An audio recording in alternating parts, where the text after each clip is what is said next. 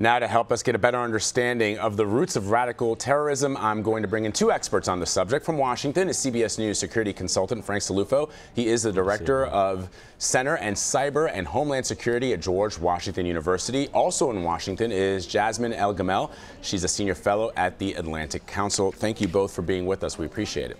Thank you, Vlad. Thanks for having me. Jasmine, we just heard how recruiters choose their targets, but what makes the ISIS appeal to young Muslims? Why are they choosing to fight in Iraq or Syria for the Islamic State? You know, it's such an important question, and it's such a good question, and it's one that really has baffled law enforcement officials and experts around the world for quite a long time. It seems to be that the people who are going to join these organizations fit a certain kind of profile. I mean, I think the person that you were talking to in Belgium laid it out quite well. They're often angry, they're often alienated, they're having trouble in school, they're not fitting into their neighborhoods. There is something that appears to be missing inside of them, something that tells them that they have to go search for it somewhere else, sort of a search for identity, if you will. And I think it's something that the ISIS recruiters can identify, and they prey on it. They tell them that they can fill that void that appears to be in them somehow. And Frank, we have not seen the kinds of attacks that Europe has over the last couple of years, but give us a sense of the threat here in the United States. Are Americans, homegrown people that have been born and raised in this country, are they at threat of being recruited by ISIS much in the same way as some of these people in Europe? You know, Vlad, I mean, we do face a threat here in the United States, but by no means at the same scale or scope as we see in Europe. Within Europe, to just give a sense of context, there have been over 5,000 people traveling to Syria and Iraq to fight alongside ISIS and other Islamist organizations. Belgium alone, and I remember your sobering documentary in Molenbeek, but Belgium alone, approximately 500 foreign fighters have traveled to Syria and Iraq. That is almost double the amount of Americans who've either traveled or attempted to travel to Iraq and Syria to join up with ISIS. So if you think about it, a country the size of a medium-sized state, say Maryland, had twice as many foreign fighters than the U.S. as a whole. None of that is to say we ought to be complacent. Obviously, ease of travel is a lot easier in Europe than it is in the United States. We have witnessed some horrific attacks here in the United States, but in terms of scale, scope, in terms of those that have been inspired and or directed, most importantly by ISIS, the numbers are much smaller.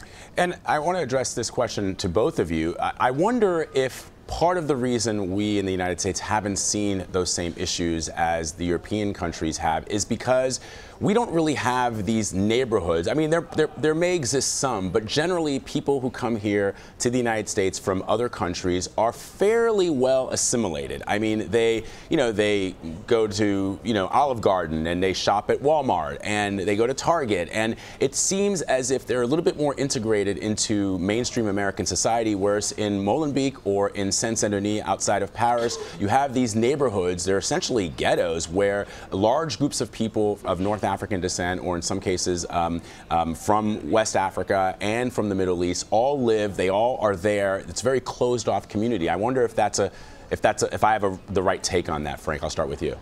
Yeah, I mean, Vlad, clearly when you look at the opportunities, the American dream doesn't translate necessarily to everyone outside of the United States. And here you do have communities that are in large part isolated, and they make for easy prey in terms of those that are recruiting and radicalizing. The one thing I might note in the United States, though, that changes that dynamic a little bit is the Internet.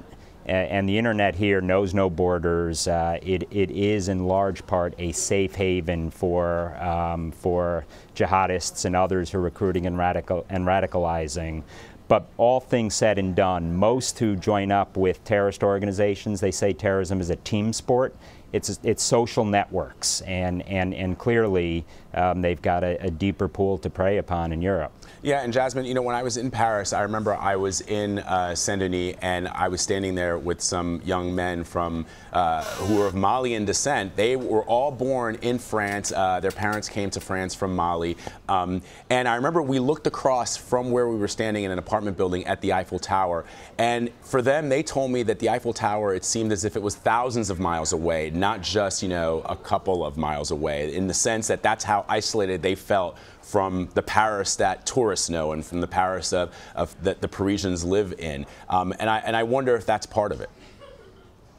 I think that's exactly right. And I've been to Paris too, and I've seen those neighborhoods, and I've seen how isolated these kids are and how far away they feel from the Paris that we see over here. And, you know, I wanted to add a statistic to something that Frank said earlier, because I think it's really important, and it goes to this point. And that's the fact that the number of people going to join ISIS from Western Europe has almost doubled since 2014, and it's stayed relatively stable in North America. So, and that goes to this whole idea of networks, and basically you do what your friends do. And so if you live in a neighborhood that is very, you know, whether it's a poor neighborhood, your friends are going to join ISIS, you heard about the next door neighbor that went to join ISIS, you're much more likely to do that. And so the rate that people are going to join these organizations, I think very heavily is dependent on your friends and neighbors and others who've done the same, which we don't really have in the U.S. Vlad, could I build on one point? Because Jasmine, I think, makes such an important, I mean, the dynamics of charismatic leaders and veterans, that's what you're seeing in Europe, and unfortunately, I think bodes poorly for the future as well. When you have people coming back, or charismatic leaders, firebrands espousing the, in my eyes, ideologically bankrupt ideology of ISIS, it really is a team sport. It's these social networks, and friends clearly do play a significant role in all this. Jasmine, you recently wrote an article urging President Trump to allow more refugees from Syria into the United States, not just for humanitarian reasons, but for strategic reasons. You even tweeted that it has to do, it's not about empathy, but security. Help us understand. Yeah, I think, you know, in the article I said that we should do our part to address the refugee crisis coming out of Syria.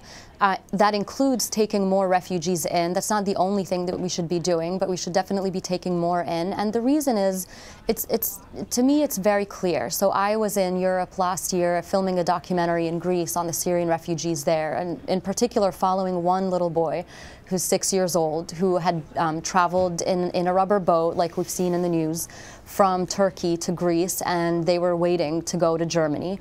But the borders had been closed right after they got to Greece. And so they were just languishing in these camps. And I got the opportunity to spend some time in these refugee camps, and I got really worried. I mean, I have to tell you that watching little kids just languish in these camps with no education, with no opportunity to do anything useful, not only are they not doing anything useful, but they're also being told over and over again that they are dangerous, that they are a threat, that they are different, that we can't let you in because you might blow yourself up in 10 years.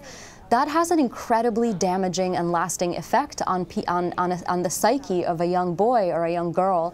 And that is something that terrorists are just waiting for. I mean, they're waiting to take advantage of that. And so I was making the case that the longer European countries and the United States, the longer we wait to address this void that's being created in these children's lives as they wait in these refugee camps, the longer we wait to address it, the more it's going to come back to haunt us. And it's not in our interest to let an entire generation of kids go without education, without hopes, without dreams for such a long period of time. You know, I wonder, Frank and Jasmine, when Americans hear the president say on the campaign trail when he was candidate Trump that he wants to implement a ban in the early days of the campaign, actually up until just early May when he removed it from his website, he was calling it a ban on Muslims.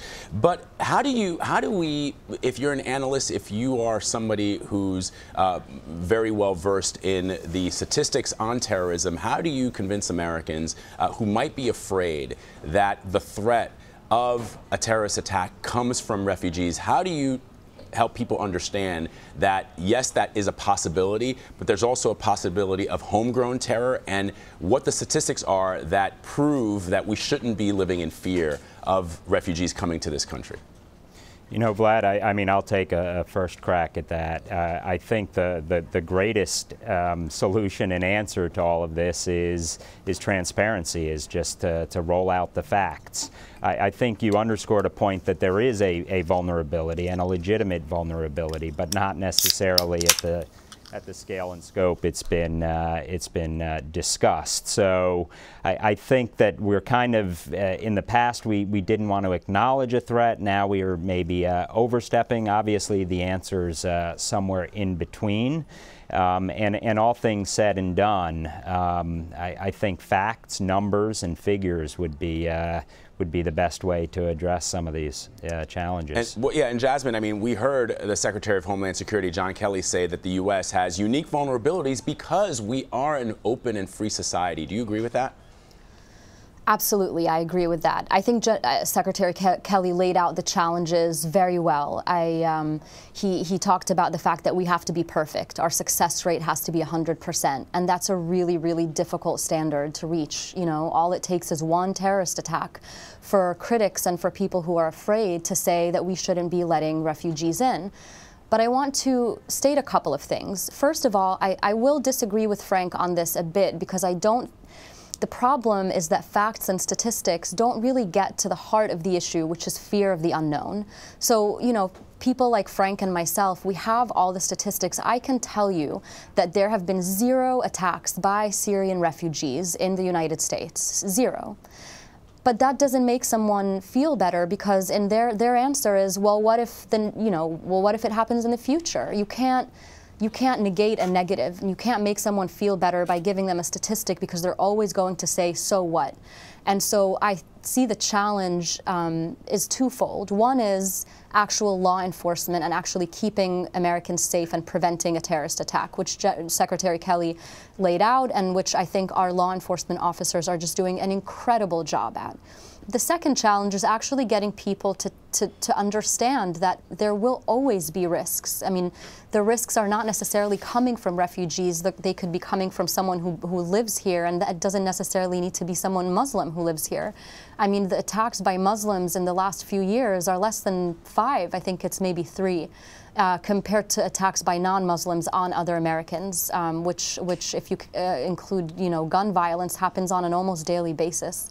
So the idea is, the challenge is, how do we reframe this issue, and how do we talk about it in a way that addresses the human emotions, the fear and the uncertainty that people feel around this issue. And I'll just add one last thing.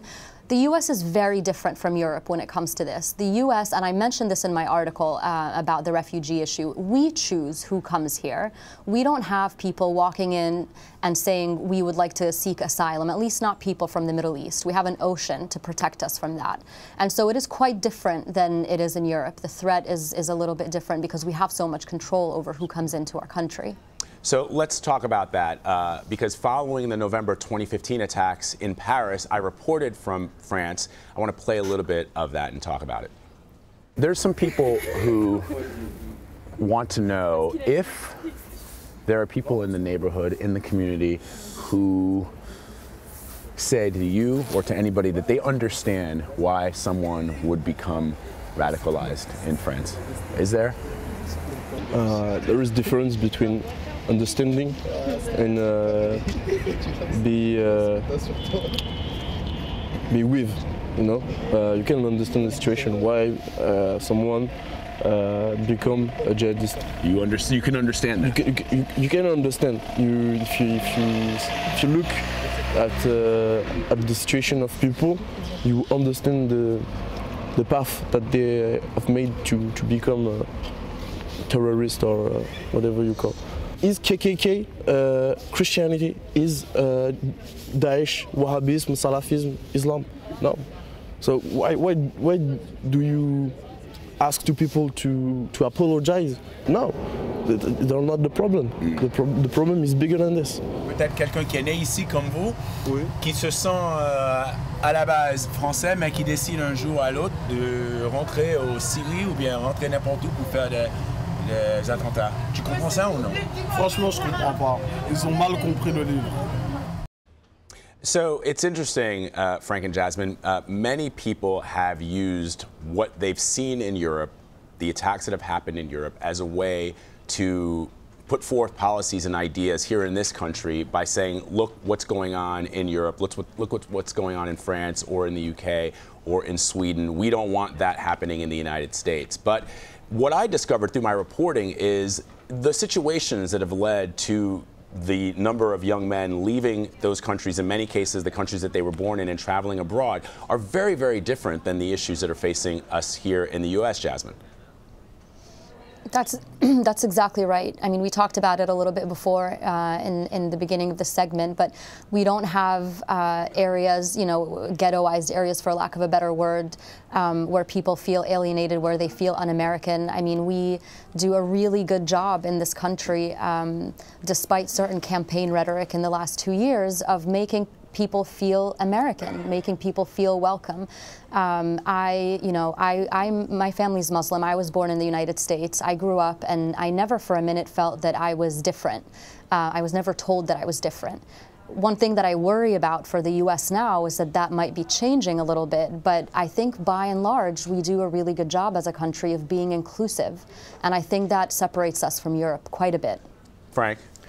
You know, I mean, Vlad, just one point, though, back to Molenbeek. Here you had the world's #1 wanted man hiding in plain sight in the neighborhood of his home for weeks. So I think that I would certainly hope here in the United States the communities, regardless of where they're from, would step up and try to share information to law enforcement authorities and the like. So I very much agree that the situation in Europe is very different than it is in the United States.